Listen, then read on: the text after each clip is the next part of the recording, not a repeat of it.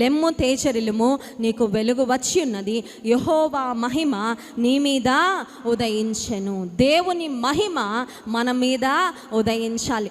దేవుని నామానికి మన ద్వారా మహిమ రావాలి. అదే దేవుని ఉద్దేశము, అదే దేవుని చిత్తం. ఈ దినము నాకు ఇవ్వబడిన సమయంలో దేవుని వాక్యంలోండి 3 స్త్రీలను మీకు పరిచయం చేసి వారి జీవితంలో ఎదుర్కొన్న పరిస్థితుల్లో వారు ఎలా స్పందించారు, వారు ఎలా ముందుకు సాగారో దేవుని వాక్యంలోండి మనం ధ్యానించుకుందాం. చూడండి, స్త్రీలముగా మనం బ్రతుకుతూ ఉన్నప్పుడు ఏ 2 స్త్రీల జీవితం ఒక రకంగా ఉంటుందండి.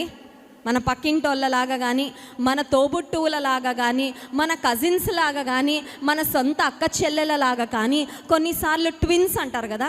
ట్విన్స్ అంటే ఏంటి? కవలలు. ఐడెంటికల్ ట్విన్స్ ఉంటారు, అన్ఐడెంటికల్ ట్విన్స్ ఉంటారు. ఐడెంటికల్ ట్విన్స్ అంటే ఇద్దరు ఒకే రకంగా ఉంటారు. అందరు కన్ఫ్యూజ్ అయిపోతూ ఉంటారు వాళ్ళని చూసి. కొన్నిసార్లు ట్విన్స్గా పుడతారు కానీ పోలికలు ఉండవు, అన్ఐడెంటికల్ ట్విన్స్ అంటారు.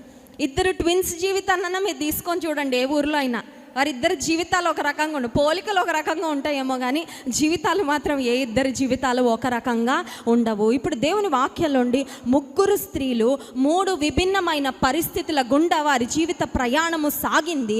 అయితే ఆ పరిస్థితులలో వారు ఎలా స్పందించారో వాటి నుండి కొన్ని శ్రేష్టమైన ఆత్మీయ పాఠాలు మనం నేర్చుకుందాం. జీవితంలో అనుకోని పరిస్థితులు మనందరికీ సంభవిస్తూనే ఉంటాయి. మనం అనుకున్నట్లుగా ఎవరి జీవితం కూడా సాగదండి. మనకి కొన్నిసార్లు చాలా షాక్స్ వస్తూ ఉంటాయి, చాలా ఊహించని పరిస్థితులు, ప్రతికూలమైన వాతావరణాలు ఎదుర్కొంటూ ఉంటాం.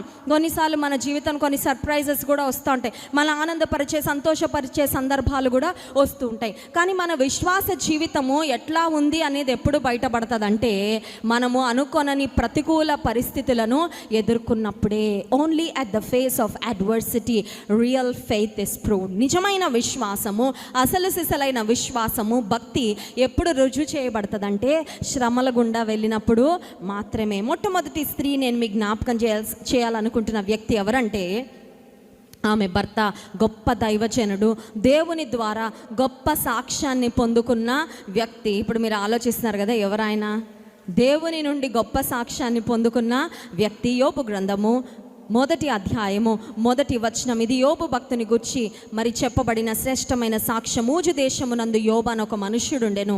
అతడు యథార్థవర్తనుడు, న్యాయవంతుడునై దేవుని యందు భయభక్తులు కలిగి చెడుతనమును విసర్జించిన వాడు. What a godly man. ఈరోజు నేను చెప్పబోతున్న మొట్టమొదటి స్త్రీ ఎవరంటే యోబు యొక్క భార్య. పేరు తెలీదండి, మిస్సెస్ జోబ్ అంతే. భార్య పేరైతే వ్రాయబడలేదు. బహుశా మనలో చాలామంది ఆమె పర్సనాలిటీకి, ఆమె ఆలోచన విధానానికి మనం ఫిట్ అవుతామేమో. అందుకని దేవుడు ఆమె పేరైతే దేవుని లేఖనాలు